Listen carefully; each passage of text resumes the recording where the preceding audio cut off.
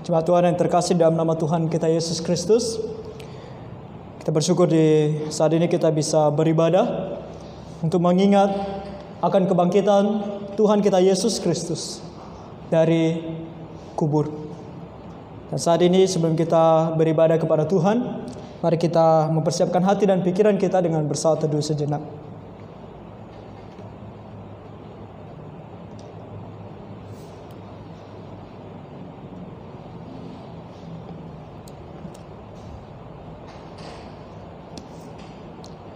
Tuhan di Bait-Nya yang suci. Tuhan di Bait-Nya yang suci. Tuhan di Bait-Nya yang suci. Diamlah segenap bumi. Berdiam diri di hadapannya.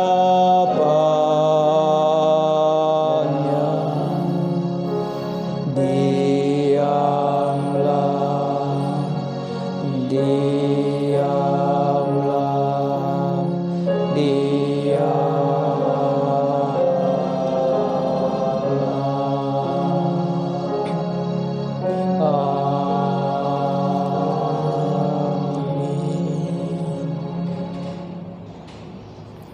Firman Tuhan berkata, "Mengapa kamu mencari Dia yang hidup di antara orang mati?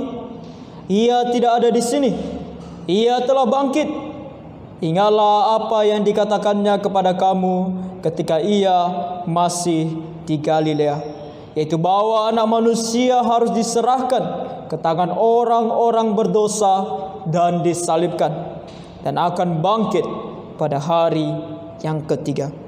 Amin. Untuk pembacaan firman Tuhan ini, mari kita bangkit berdiri. Kita nyanyikan pujian nomor 74, Kristus bangkitlah sudah.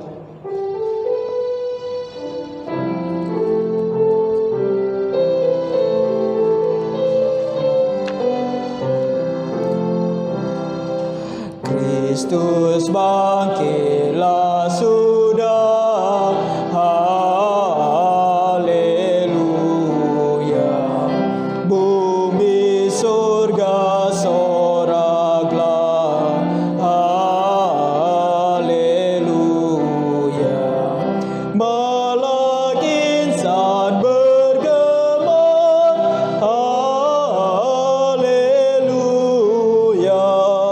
Sambut Raja yang besar.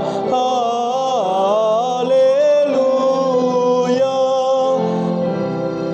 Kristus bangkitlah sudah. Haleluya.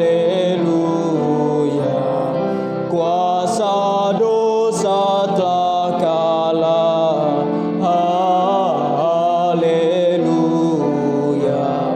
Kubur mana jayamu? Haleluya. Maut di mana kuasamu?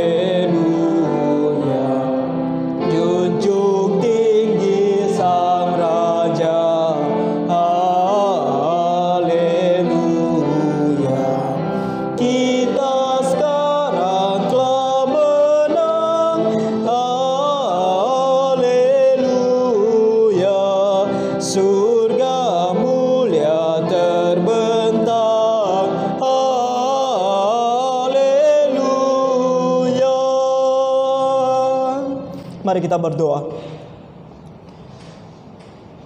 Haleluya. Terpujilah Engkau ya Tuhan, karena sungguh Engkau layak untuk kami puji. Karena Engkau adalah Tuhan Sang Pencipta langit dan bumi. Dan Engkau adalah Allah kami, yang telah mengirimkan anak-Mu yang tunggal, Tuhan Yesus Kristus, untuk datang ke dalam dunia, untuk menyelamatkan kami dari segala dosa kami melalui kematiannya di atas kayu salib.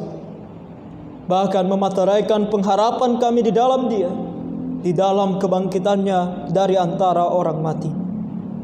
Kepadamu lah ya Tuhan segala puji-pujian dan hormat kami naikkan di saat ini, ketika kami datang kepadamu ya Tuhan, untuk mengingat kembali hari kemenangan di mana Tuhan Yesus mengalahkan maut.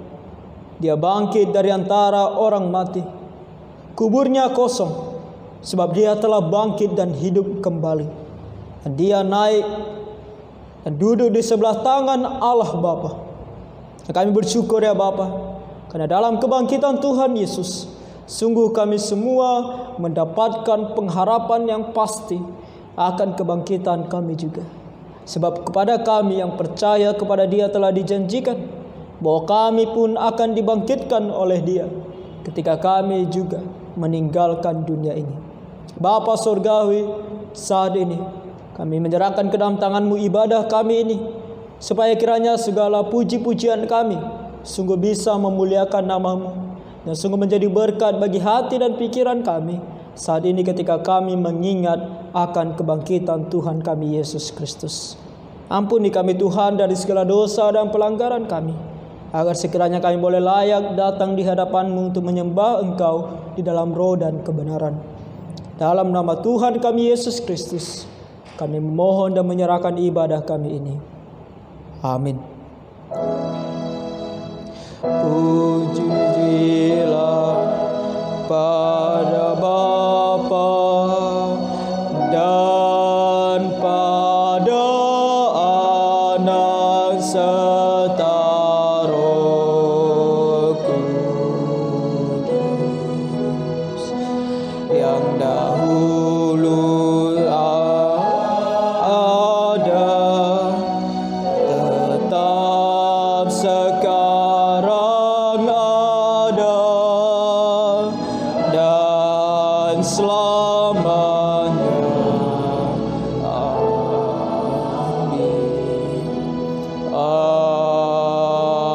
Amin. Jemaat dipersilakan duduk kembali.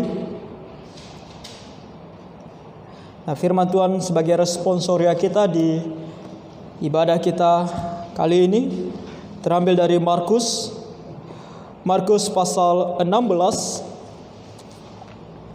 Markus pasal 16 ayat 1 sampai 8. Markus pasal 16 ayat 1 sampai 8. Kita akan membacakannya secara silih berganti. Saya mulai dengan ayatnya yang pertama. Markus pasal 16 ayat yang pertama. Setelah lewat hari Sabat, Maria Magdalena dan Maria ibu Yakobus serta Salome membeli rempah-rempah untuk pergi ke kubur dan meminyaki Yesus. Pagi benar pada hari pertama minggu itu, setelah matahari terbit, pergilah mereka ke kubur.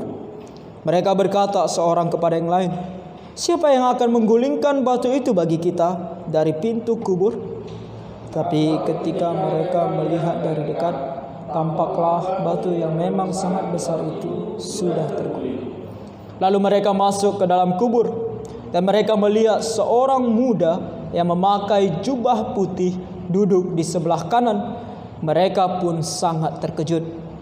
Tetapi orang muda itu berkata kepada mereka, "Jangan takut, kamu mencari Yesus orang Nazaret yang disalibkan itu. Ia telah bangkit, ia tidak ada di sini. Lihat, inilah tempat mereka membaringkan." Tetapi sekarang pergilah, katakanlah kepada murid-muridnya dan kepada Petrus, ia mendahului kamu ke Galilea. Di sana kamu akan melihat dia seperti yang sudah dikatakannya kepada kamu. Ayat 8 bersama-sama. Lalu mereka keluar dan lari meninggalkan kubur itu, sebab gentar dan dahsyat menimpa mereka. Mereka tidak mengatakan apa-apa kepada siapapun juga karena takut. Dengan singkat, mereka sampaikan semua pesan itu kepada Petrus dan teman-temannya. Sesudah itu, Yesus sendiri dengan perantaraan murid-muridnya memberitakan dari timur ke barat berita yang kudus dan tak terbinasakan tentang keselamatan yang kekal itu. Amin. Untuk pembacaan firman Tuhan. Ayat 6, malaikat berkata kepada mereka, "Jangan takut, kamu mencari Yesus orang Nazaret yang disalibkan itu. Ia telah bangkit. Ia tidak ada di sini. Lihat, inilah tempat mereka membaringkan dia." Kita sangat bersyukur dan berterima kasih kepada Tuhan karena Tuhan Yesus telah bangkit dari antara orang mati. Dia mengalahkan maut untuk memberitahukan kepada kita bahwa pengharapan kita akan kehidupan yang kekal adalah pasti di dalam Dia. Sekedar informasi kepada kita, setiap Selasa kita masih beribadah dalam persekutuan doa jam 7 malam secara online sampai waktu yang belum bisa kita tentukan, dan juga ibadah setiap hari Minggu. Dan ibadah di saat ini jam 6 pagi ini akan kembali kita putar di jam 10 pagi nanti. Mari kita ajak teman-teman dan saudara-saudara kita untuk beribadah bersama-sama di dalam Tuhan. Sekarang kita akan menyembah Tuhan dengan mengumpulkan persembahan ucapan syukur kita di hadapan Tuhan. Kita mengumpulkannya di rumah kita masing-masing, dan kita mengumpulkannya sembari bernyanyi pujian nomor 332, "Oh nama Yesus nan indah." Kita nyanyikan ayatnya yang pertama dan kedua saja. Pujian nomor 332, "Oh nama Yesus nan indah." Ayat 1 dan 2 saja.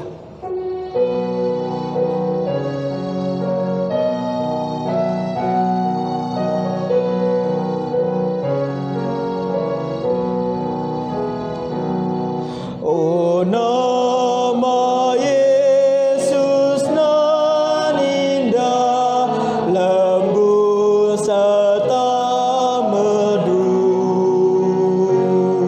penawar hati yang gundah, pemberi damai penuh, pemberi damai penuh. Tegaklah jiwa yang lumpuh, tentramlah yang resah,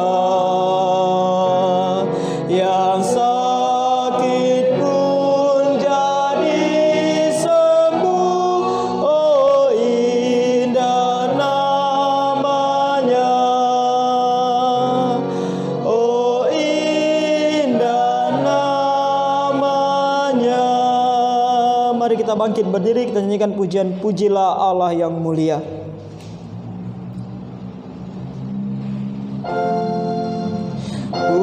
Pujilah Allah yang mulia, hai makhluk surga dan dunia, atas berkat-Nya puji terus Sang Bapa, Putra, Roh Kudus.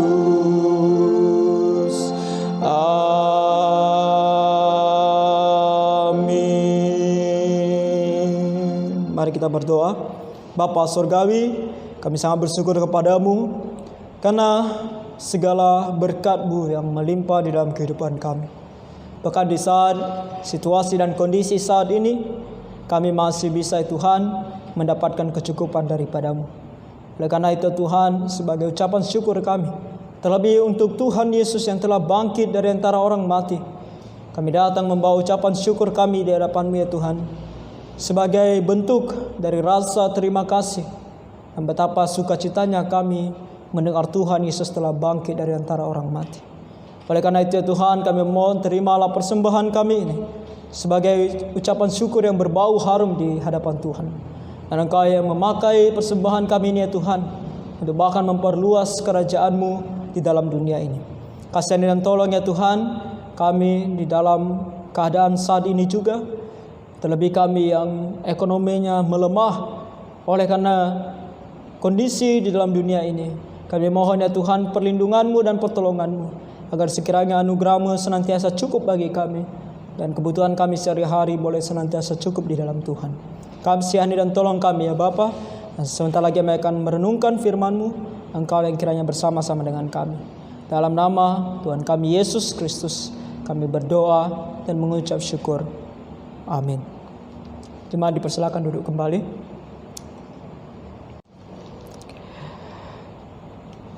Firman Tuhan di ibadah kita ini terambil dari Roma pasal 6 ayat 8 dan 9. Roma pasal 6 ayat 8 sampai 9 saja. Namun kita akan membacakan dari ayat 5 sampai 11 supaya kita melihat sedikit konteks dari apa yang disampaikan oleh Rasul Paulus. Roma pasal 6 ayat 5 sampai 11 saya akan membacakannya bagi kita semua.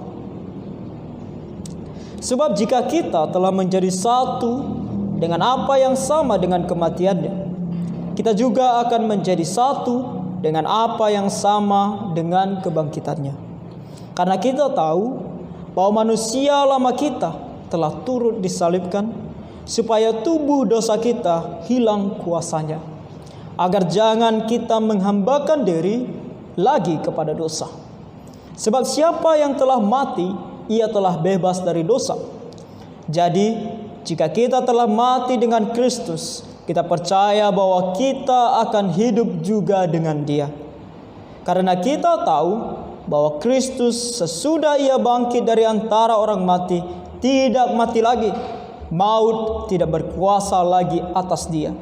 Sebab kematiannya adalah kematian terhadap dosa, satu kali dan untuk selama-lamanya. Dan kehidupannya adalah kehidupan bagi Allah. Demikianlah hendaknya kamu memandangnya, bahwa kamu telah mati bagi dosa, tetapi kamu hidup bagi Allah dalam Kristus Yesus. Amin untuk pembacaan firman Tuhan ini. Sebelum kita merenungkannya, mari kita berdoa bersama-sama. Tuhan, Allah Bapa kami yang bertata di dalam kerajaan sorga, kembali kami datang kepadamu ya Tuhan, karena sebentar lagi kami akan merenungkan firman-Mu. Bapa, berikan kami hati yang tenang dan pikiran yang penuh dengan kedamaian untuk mendengarkan firman-Mu saat ini. Meski di rumah kami masing-masing ya Tuhan, biarlah ya Tuhan firman-Mu ini membuka hati dan pikiran kami untuk mengerti dan mengenal akan kebangkitan Tuhan Yesus Kristus dan efeknya bagi kami yang mau percaya kepada Tuhan. Kasihani dan tolong kami ya Tuhan saat ini, sehingga kami boleh memahami dan mengerti akan firman-Mu. Bapa, biarlah Roh Kudus-Mu bekerja di antara kami.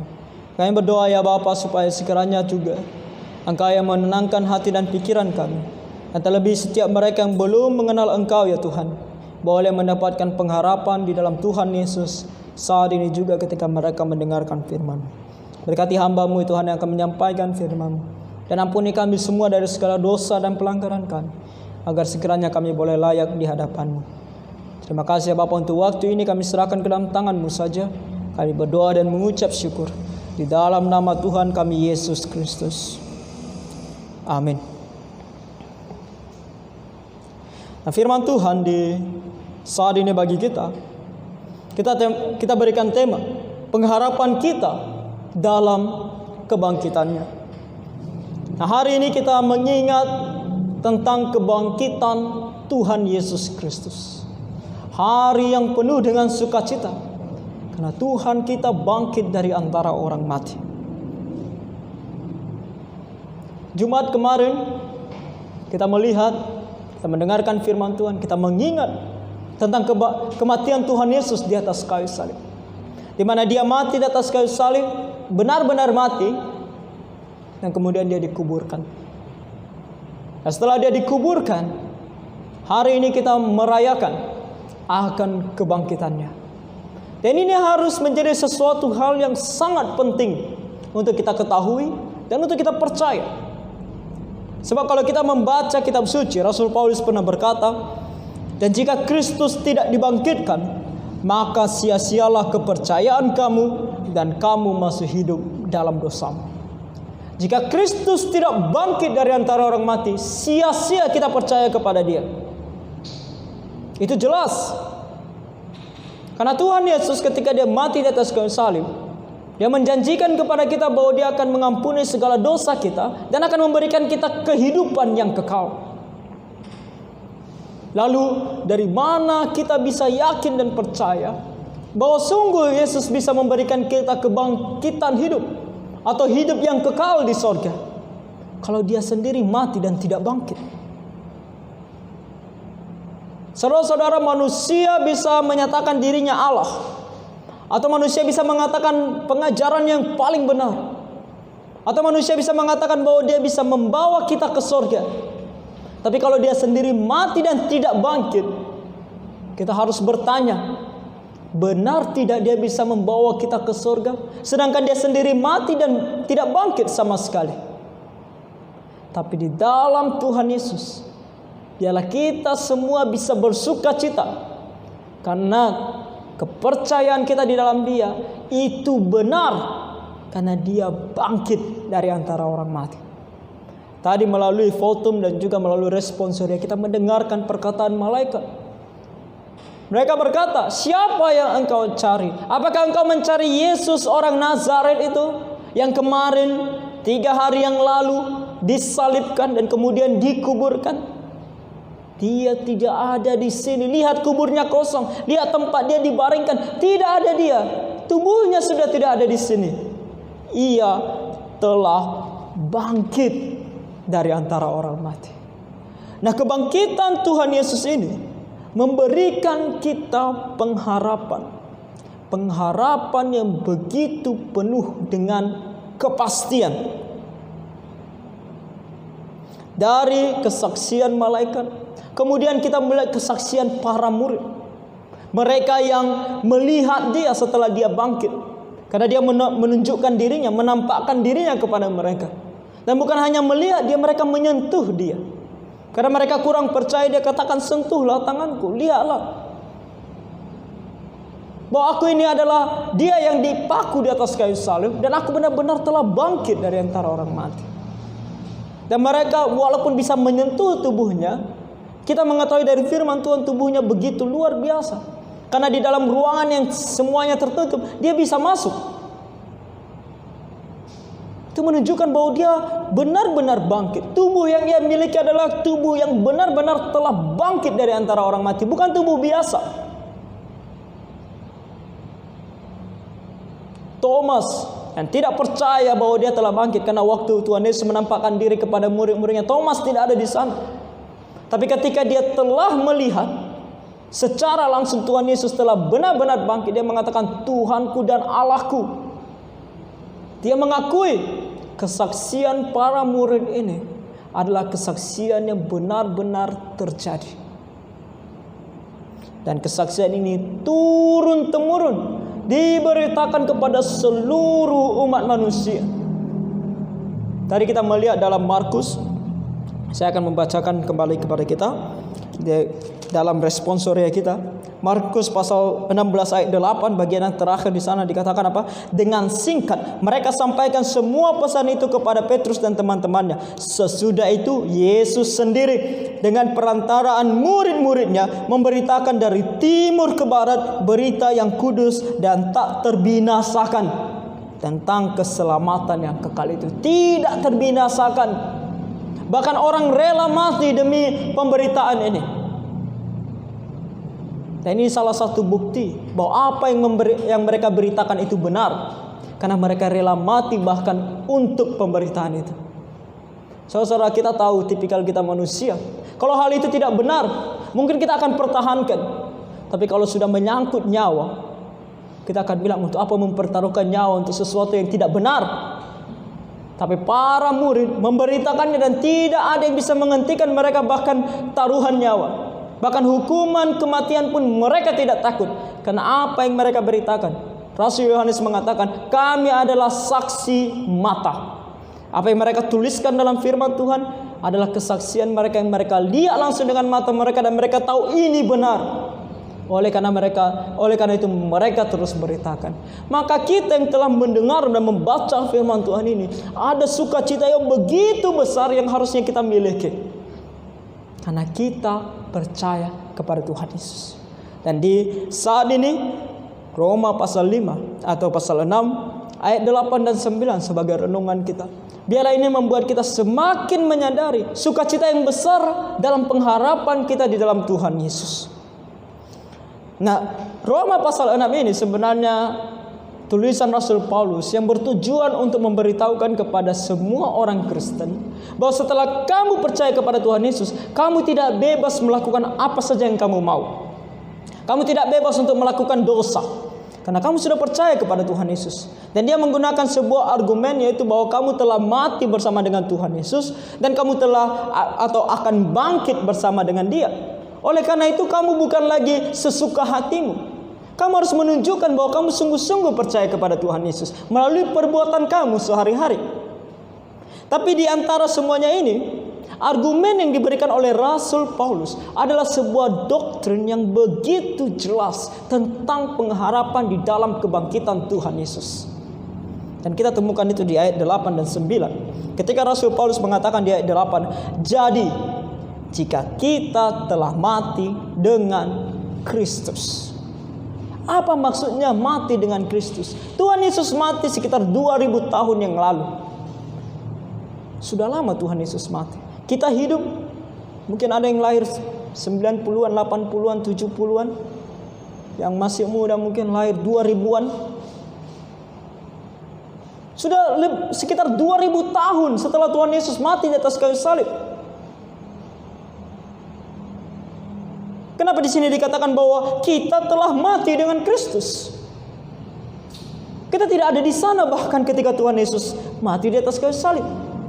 Kalau kita melihat ayatnya yang kelima tadi kita bacakan juga, sebab jika kita telah menjadi satu dengan apa yang sama dengan kematiannya, menjadi satu dengan Dia di dalam kematiannya di atas kayu salib, apa maksudnya?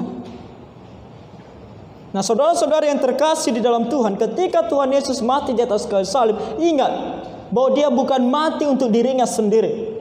Ya, Tuhan Yesus tidak melakukan dosa. Dia tidak menyelamatkan dirinya sendiri, atau dia tidak disalibkan untuk menebus dosanya sendiri, karena Dia tidak melakukan dosa apapun.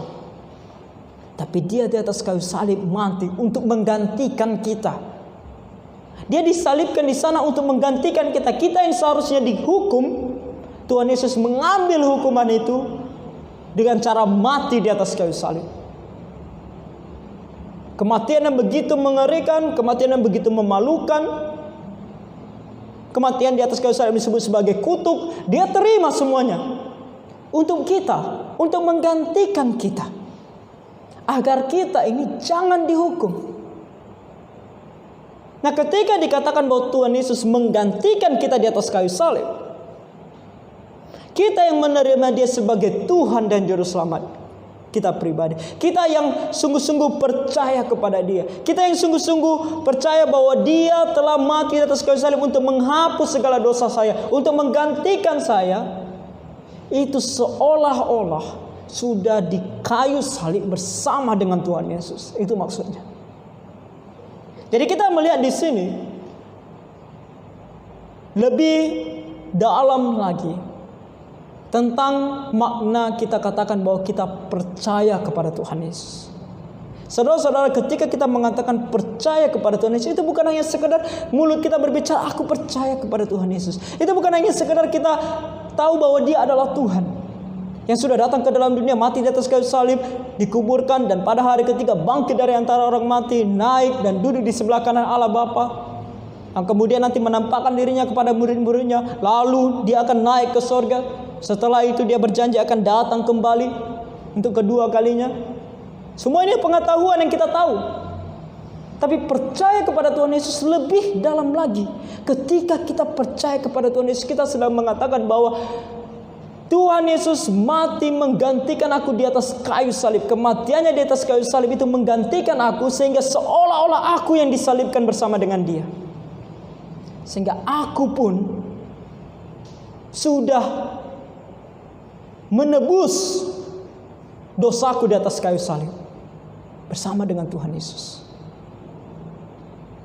Jadi kematian Tuhan Yesus di atas kayu salib itu berlaku bagi setiap umat manusia, baik yang lahir sebelum Tuhan Yesus lahir ke dalam dunia maupun yang setelah Tuhan Yesus lahir ke dalam dunia, itu kita. Dan sampai seterusnya, sampai dunia ini berakhir, sampai manusia terakhir yang lahir di dalam dunia, berlaku bagi dia.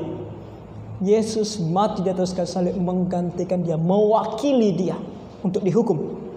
Makanya di sini dikatakan bahwa jadi jika kita telah mati dengan Kristus. Tapi ingat, di sini dikatakan jadi jika. Kondisinya adalah jika, dan jika ini memberitahukan kepada kita bahwa ini harus benar-benar. Bukan hanya omongan mulut belaka, tapi sungguh-sungguh kita percaya kepada Tuhan Yesus. Itu harus benar-benar terjadi. Sungguh-sungguh kita menerima Tuhan Yesus sebagai Tuhan dan Juru Selamat kita pribadi. Maka di sini poin pertama kita adalah percaya Yesus menjadi syaratnya. Kalau kita mau mendapatkan pengharapan yang pasti akan hidup yang kekal, akan kebangkitan kita, dan pengharapan ini ada di dalam kebangkitan Tuhan Yesus, ada syaratnya. Syaratnya adalah kamu harus betul-betul dan sungguh-sungguh percaya kepada Dia.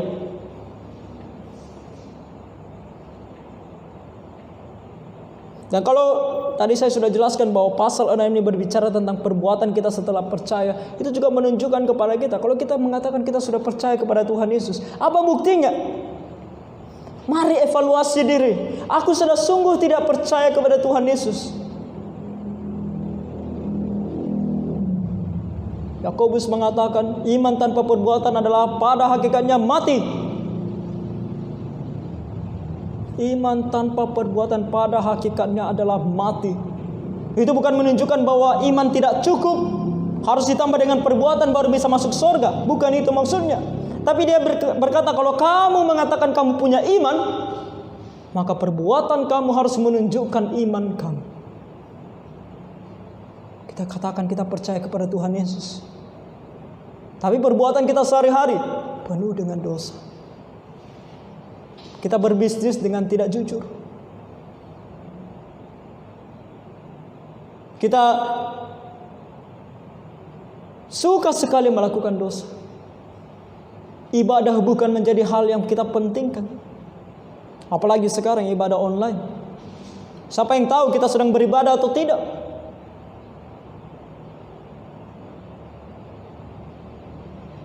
Kalau mungkin ibadah di gereja, kita semua berlomba-lomba datang, mungkin karena sehingga pendeta atau hamba Tuhan, gembala tahu kita beribadah. Karena kalau tidak datang ibadah nanti dikunjungi, nanti ditanya kenapa tidak datang, dinasihati. Jadi untuk menghindari hal itu kita datang beribadah. Tapi sekarang online, siapa yang tahu? Tidak ada yang tahu. Saudara-saudara bisa melihat saya tidak bisa melihat saudara-saudara. Saya tidak tahu saudara-saudara sedang melihat saya atau tidak. Tapi Tuhan tahu bagaimana hati kita terhadap ibadah. Apakah kita memiliki kerinduan untuk dekat kepada Tuhan, berdoa kepada Dia?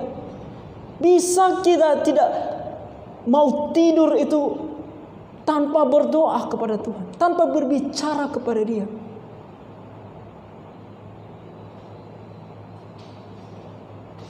Di mana cinta kita dan kasih kita kepada Tuhan?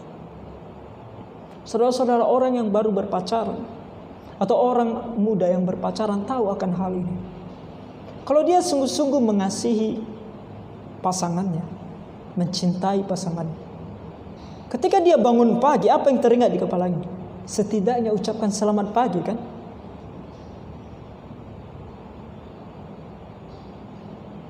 Dulu saya waktu kecil tidak mengerti. Saya marah-marahi sepupu saya. Saya punya sepupu. Waktu itu saya tinggal di rumah dia. Udah numpang marah-marah lagi ya. Saya numpang di rumah dia. Saya tinggal di sana. Saya marah kepada dia. Kenapa? Karena saya melihat dia tidak pernah lepas dari telepon. Waktu itu masih telepon rumah. Dan kalau dia nelpon, wah itu bisa berjam-jam. Saya bilang sama dia, untuk apa nelpon berjam-jam? Dia bilang kepada saya, kamu tidak mengerti. Oh, setelah saya cukup dewasa, saya baru mengerti. Dia sedang berbicara dengan pacarnya. Dan kita tahu karena dia sangat mengasihi pacarnya, karena sangat mencintai pacarnya, dia mau berbicara lama-lama dengan pacarnya, dan dia mau mendengarkan suara pacarnya. Dan dia mau berbicara, dia mau menceritakan segala sesuatunya kepada pasangannya. Dan kita bilang kita mengasihi Tuhan. Tapi untuk berdoa 5 menit, 10 menit, 15 menit, 30 menit, 1 jam. Bukan hanya kita tidak punya waktu, nggak sanggup, nggak ada hati yang mau untuk itu. Cinta dan kasih kita kepada Tuhan begitu dingin. Saudara tanya, kita sudah sungguh tidak percaya kepada Tuhan? Sudah sungguh tidak kita mengasihi Dia? Atau hanya di mulut saja, atau hanya di bibir saja? Nah, banyak hal dalam kehidupan kita, pemberian kita kepada Tuhan, persembahan kita, segala hal. Bagaimana kita mendidik anak-anak kita, bagaimana kita membangun rumah tangga kita, bagaimana kita studi, bagaimana kita bekerja, semuanya. Apakah menunjukkan bahwa kita sungguh-sungguh percaya kepada Tuhan? Atau kepercayaan kita hanya di mulut saja? Saudara-saudara, saya berdoa dan berharap kita sudah sungguh-sungguh percaya kepada Tuhan Yesus. Dan mulai hari ini kita menunjukkan di hadapan Tuhan, Tuhan, aku mau melakukan apa yang berkenan kepadamu. Aku mau lebih mementingkan Engkau dalam segala hal. Aku mau mengasihi Engkau dan mengasihi semua orang, sesamaku manusia seperti diriku sendiri. Maka jika itu telah benar dan sungguh-sungguh, maka kita juga percaya bahwa kita akan hidup juga dengan Dia. Dan ini dituliskan dalam bentuk masa depan. Ke depan ketika kita tinggalkan dunia ini, kita juga pasti akan hidup bersama dengan Dia. Jadi setelah kita tahu bahwa kita sungguh-sungguh sudah percaya kepada Tuhan Yesus, sekarang kita sangat bersuka cita. Sekarang kita bisa sangat bersuka cita, karena kita akan hidup dengan Dia. Betapa indahnya saudara-saudara, ketika kita nanti hidup dengan Tuhan di surga bersama-sama dengan Dia. Saudara-saudara, lihat orang-orang di sekitar kita yang beribadah bersama dengan kita saat ini. Jika mereka sudah sungguh-sungguh percaya kepada Tuhan, lihat, hubungan kita dengan mereka tidak sebatas hanya sekarang ini. Mungkin keluarga kita, ayah ibu kita, anak-anak kita, saudara-saudari kita. Hubungan kekeluargaan kita tidak selesai sampai di sini.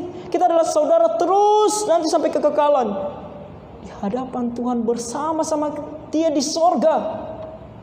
Betapa indahnya pengharapan kita, orang yang percaya kepada Tuhan bersama dengan Dia, pasti akan hidup kekal bersama dengan Dia selama-lamanya di sorga.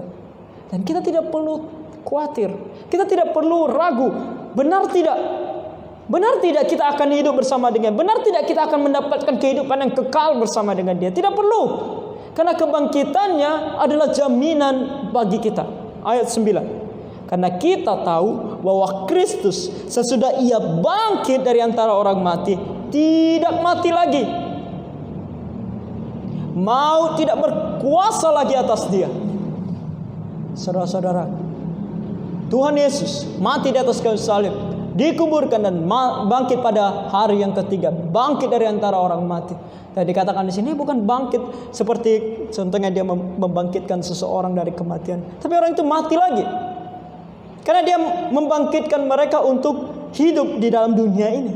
Tapi ketika Kristus bangkit dari antara orang mati, itu bukan untuk hidup dalam dunia ini lagi, tetapi untuk hidup di sorga selamanya. Makanya dikatakan di sini bahwa ketika dia telah bangkit, bahwa Kristus sesudah ia bangkit dari antara orang mati, tidak mati lagi. Tidak ada lagi yang bisa membunuh dia. Maut tidak berkuasa lagi atas dia. Dia telah menang atas maut. Dia telah mengalahkan maut itu. Makanya ketika dia bangkit dari antara orang mati, tidak lama setelah itu dia naik ke surga. Dia tidak mati lagi, dia langsung naik ke surga dengan tubuhnya. Murid-muridnya melihat dia, menyaksikan bagaimana dia naik ke surga. Dan malaikat berkata, sebagaimana engkau melihat dia naik ke surga, begitu juga ketika dia turun nantinya. Jadi dia telah mati. Memang dia telah mati. Memang dia telah dikuburkan. Tapi dia bangkit kembali dan tidak akan mati lagi.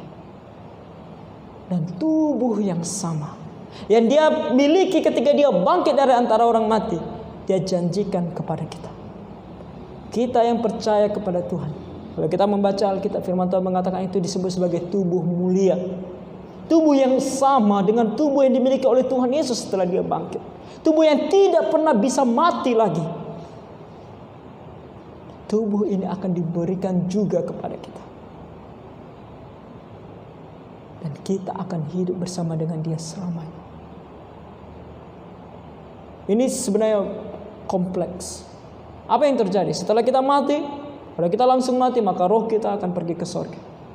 Tubuh kita akan dikuburkan. Itu kalau kita mati sebelum Tuhan Yesus datang di awan. Tapi ketika Tuhan Yesus datang kembali, yang pertama di awan, bertemu dengan dia di awan-awan, maka tubuh kita yang sudah dikuburkan itu akan dibangkitkan dan diberikan tubuh kemuliaan dan disatukan dengan roh kita. Dan tubuh ini akan turun bersama-sama dengan Tuhan di akhir zaman. Turun ke bumi ini, memerintah bersama dengan Tuhan selama 1000 tahun, dan kemudian hidup kekal bersama dengan Tuhan di dalam surga dan bumi yang baru. Langit dan bumi yang baru. Bersama dengan Tuhan kekal selama-lamanya. Tidak ada batasan waktu lagi. Kebangkitan Tuhan Yesus tidak bisa dipatahkan oleh apapun. Sejarah dunia juga tidak bisa mengatakan ini adalah kebohongan. Karena sejarah dunia mencatatkan. Dan tidak ada yang bisa mengatakan bahwa ini tidak benar. Tidak ada yang bisa membuktikan bahwa ini tidak benar. Faktanya ini adalah kebenaran tentang Tuhan yang telah mati di atas kayu salib, dikuburkan lalu bangkit pada hari yang ketiga bagi kita. Dan sukacita ini kita bisa dapatkan, saudara. Pengharapan yang pasti ini kita bisa dapatkan di dalam Tuhan. Ingat syaratnya yang pertama, sungguh-sungguh percaya kepada Tuhan. Dan kemudian kebangkitan Tuhan Yesus adalah jaminan bahwa kita pasti akan mendapatkan hidup yang kekal ini. Bahwa kita pasti akan dibangkitkan, hidup bersama dengan Tuhan selama-lamanya di surga. Maka penuh dengan sukacita hari ini kita merayakan akan kebangkitan Tuhan. Dan kita mengingat dan melihat ke depan akan kebangkitan kita juga. Di dalam Tuhan Yesus kita pasti bangkit. Oleh karena itu tuh, saudara-saudara, apa yang perlu kita takutkan lagi? Dalam dunia ini, ketika kita percaya kepada Tuhan Yesus, Tuhan tidak langsung mengangkat kita. Tuhan tidak langsung membawa kita ke surga. Ada waktu, mungkin beberapa tahun, mungkin beberapa puluh tahun, mungkin ada yang lebih lama lagi, untuk hidup di dalam dunia yang fana ini, sambil menunggu akan kebangkitan kita. Lalu apa yang harus kita lakukan? Pertama tentu, inilah kesempatan kita percaya kepada Tuhan Yesus dengan sungguh-sungguh. Kedua, setelah kita percaya pada Tuhan Yesus, hidup bagi Dia, melakukan segala perintahnya, menunjukkan bahwa kita sungguh percaya kepada Dia. sebagai pembuktian bahwa kita percaya kepada Dia, sebagai ucapan syukur kita kepada Dia.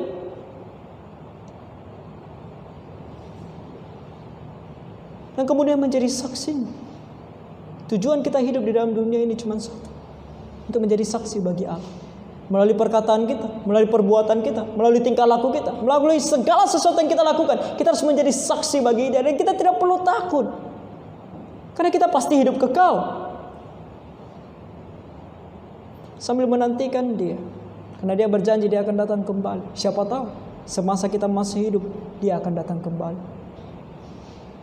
Apa yang terjadi dalam dunia saat ini sungguh menunjukkan bahwa kedatangannya itu sesegera mungkin, dalam waktu yang sangat-sangat dekat. Dia sudah memperingatkan kita melalui firman-Nya akan banyak hal yang terjadi sebelum kedatangannya. Dan kita melihat apa yang terjadi saat ini adalah bagian dari tanda di mana Tuhan akan datang kembali secepatnya, sesegera mungkin.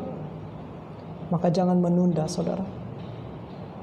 Sekarang adalah waktu kita percaya kepada Tuhan, melakukan apa yang Dia kehendaki, menjadi saksinya yang baik, dan menantikan Dia. Jangan kita nanti pada waktunya terlambat, kita belum percaya kepada Dia, atau mungkin kita sudah percaya kepada Dia tapi kita malu karena kita tidak melakukan apa yang Dia inginkan, karena kita tidak pernah menjadi saksi. Jadi kiranya Tuhan menolong kita. Hari-hari ke depan adalah hari-hari yang penuh pengharapan. Sedikit saya singgung untuk keadaan saat ini. Penyakit COVID-19 atau Corona sangat membuat kita khawatir dan takut. Tapi kita tidak perlu khawatir dan takut. Kita lakukan bagian kita tentunya. Tapi hal-hal yang tidak kita bisa lakukan, kita serahkan kepada Tuhan. Bahkan ketika kita melakukan bagian kita pun, kita serahkan kepada Tuhan. Dan kita berharap pertolongannya kalau Dia menolong. Tapi kalau Dia mengizinkan kita melalui hari-hari ke depan masih dengan penyakit ini, dan kita pun mungkin akan terkena penyakit ini, kita jangan takut. Karena kita pasti hidup kekal. Kita pasti dibangkitkan. Maut tidak lagi berkuasa atas kita. Karena Tuhan Yesus telah bangkit dari antara orang mati dan mengalahkan maut itu. Maut, di manakah sengatmu? Tidak ada lagi bagi kita yang percaya kepada Tuhan. Maka kita tidak perlu takut lagi. Maka biarlah kita bisa hidup. Dan bahkan saat-saat yang begitu mengerikan ini, kita bisa memberikan atau menjadi saksi bagi orang lain. Memberikan kesaksian kepada mereka, kepada keluarga kita, kepada teman-teman kita, agar mereka pun bisa mendapatkan pengharapan yang kekal, yang seperti yang kita miliki di dalam Tuhan Yesus. Kiranya Tuhan menolong kita. Mari kita berdoa.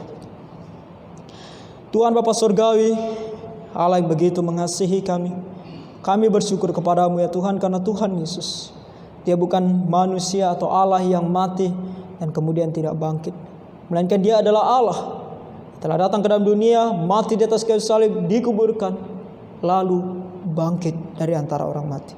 Dia telah mengalahkan maut ya Tuhan.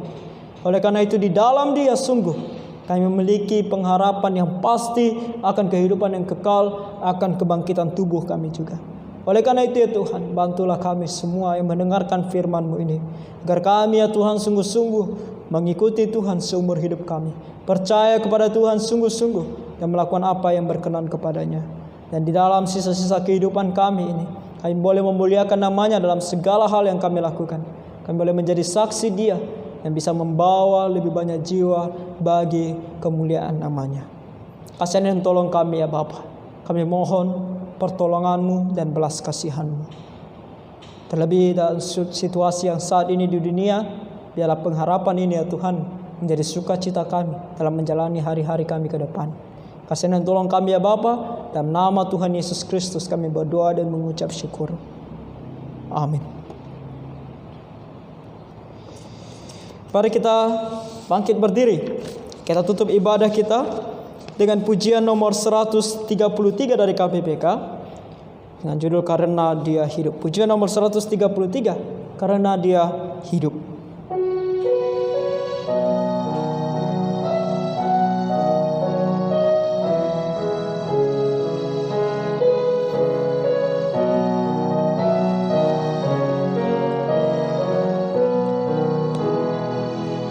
Anak Allah datang ke dunia untuk selamatkan yang berdosa. Ya tebusku mati di salib, kubur kosong nyatakan Tuhanku hidup. Sebab Dia hidup, ku ada hari esok, takkan lagi aku takut, dan ku tahu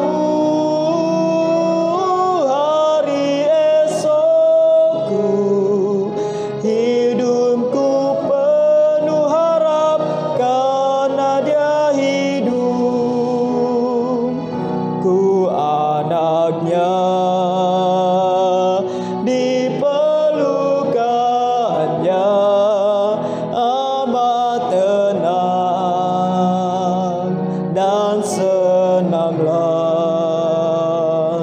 Yakinlah kau dengan imanmu dapat menghadap esok karena Ia hidup. Sebab Dia hidup,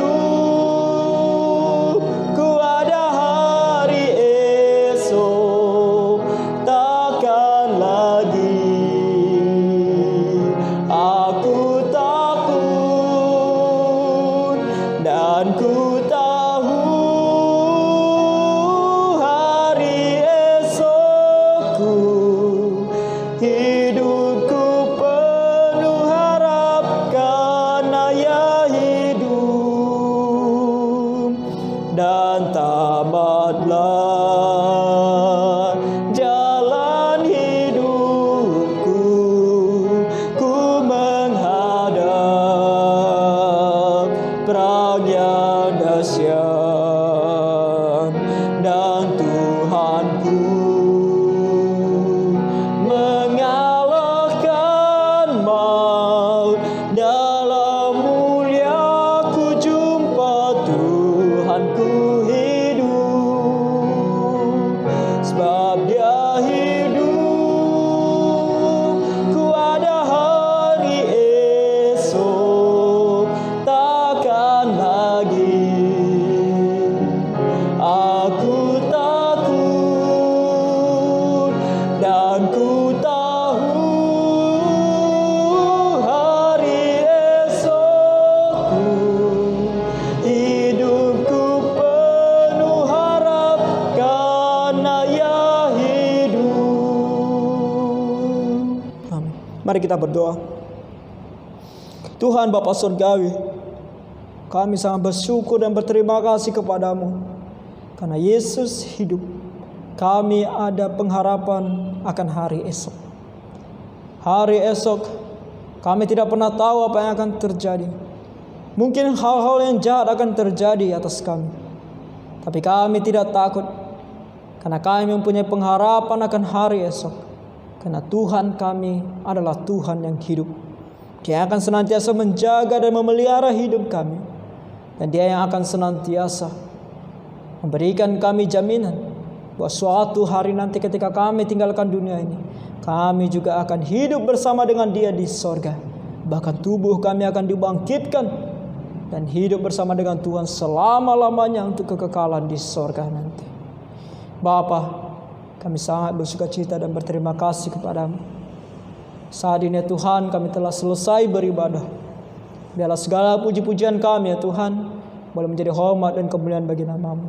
Dan biarlah kami ya Tuhan boleh terus mengingat, menanamkan firman-Mu di dalam hati kami, agar kami tetap senantiasa memiliki damai dan sukacita di dalam pengharapan kami kepada Tuhan Yesus.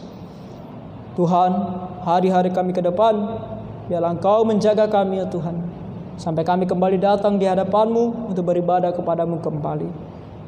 Tuhan, Engkaulah yang menolong kami semua. Kami berdoa dan mengucap syukur di dalam nama Tuhan kami Yesus Kristus, yang telah mengajarkan kami berdoa demikian. Bapa kami yang di sorga, dikuduskanlah nama-Mu, datanglah kerajaan-Mu, jadilah kehendak-Mu di bumi seperti di sorga. Berilah kami pada hari ini makanan kami yang secukupnya, dan ampunilah kami atas segala kesalahan kami, seperti kami juga mengampuni orang yang bersalah kepada kami. Dan janganlah membawa kami ke dalam pencobaan, tetapi lepaskanlah kami daripada yang jahat. Karena Engkaulah yang punyai kerajaan dan kuasa dan kemuliaan sampai selama-lamanya. Amin. Amin.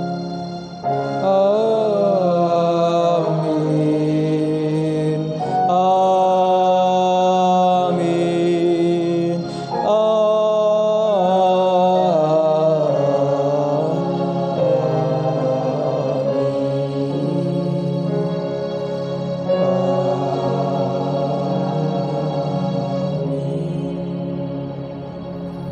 Amin. Doa teduh dan kebaktian kita telah selesai. Tuhan memberkati.